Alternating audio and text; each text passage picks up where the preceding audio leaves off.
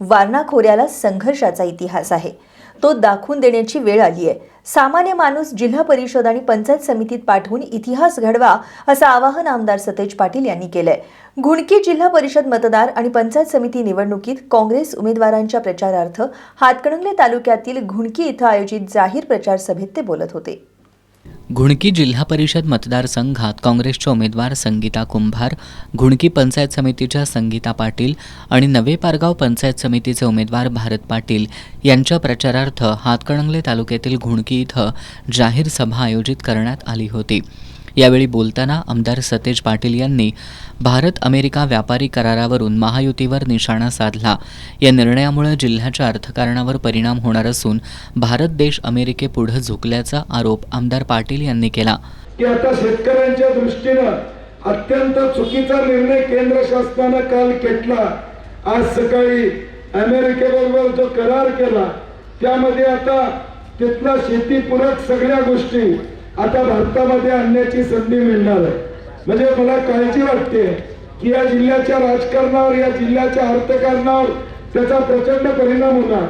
कारण की या जिल्ह्याचं अर्थकारण चालतं ते साखरेवर चालतं आणि दुधावर या ठिकाणी चालतं.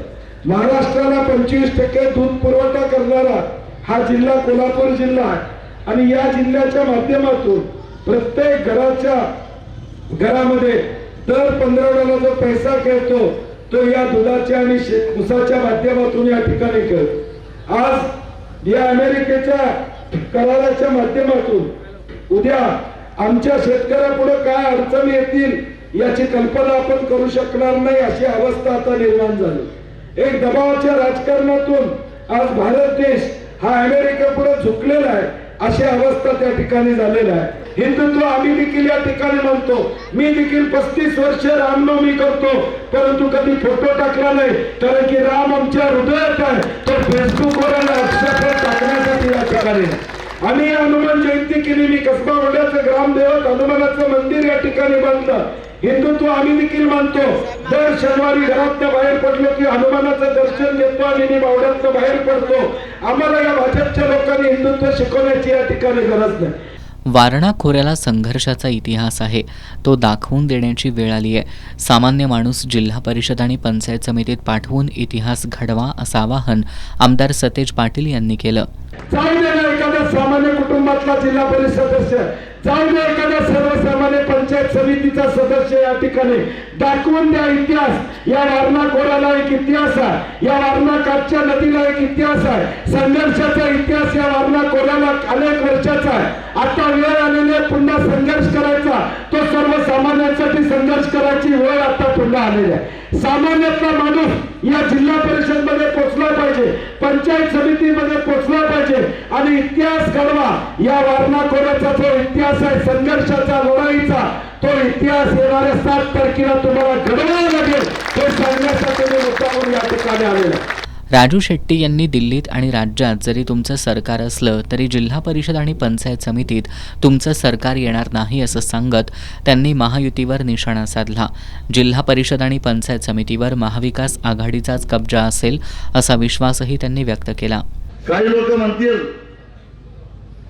की निवडून आल्यावर यांचं सरकार कुठं आहे, दिल्लीत आमचं सरकार आहे, राज्यात आमचं सरकार आहे. अरे पण जिल्हा परिषद तुमचं कुठं येणार आहे? एकूण 4-5 दिवसातलं जर वातावरण बघितलं, कल बघितला तर हे एकदम मागे पडलेले आहे. तुमच्या माहितीसाठी सांगतो, हे काही निवडून येत नाही. जिल्हा परिषदेवर कब्जा हा महाविकास आघाडीचाच होणार आहे, ही काळ्या दगडावरची रेघ आहे. मी खोटं कधीच बोलत नाही, तुम्हाला माहिती आहे. रेटून तर अजिबात बोलत नाही, जे आहे ते बोलतो.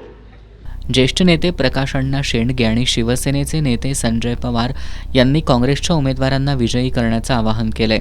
सभेला माजी आमदार राजूबाबा आवळे, आनंदराव पाटील, राजवर्धन पाटील, केशव जाधव, सुधीर मगदूम, अण्णा मगदूम, जयसिंग कुरणे, HP पाटील, सागर मोहिते, नवनाथ पाटील, विलास जाधव, नामदेव गिरी, धीरज पवार, मच्छिंद्र पाटील, धनाजी पाटील, बाजीराव पाटील, सुहास पाटील, प्रल्हाद पाटील, माजी सभापती अक्काताई पाटील, अमित घोरवडे, रमेश पाटोळे, नितीन जाधव यांच्यासह हातकणंगले तालुका काँग्रेसचे पदाधिकारी आणि ग्रामस्थ मोठ्या संख्येने उपस्थित होते.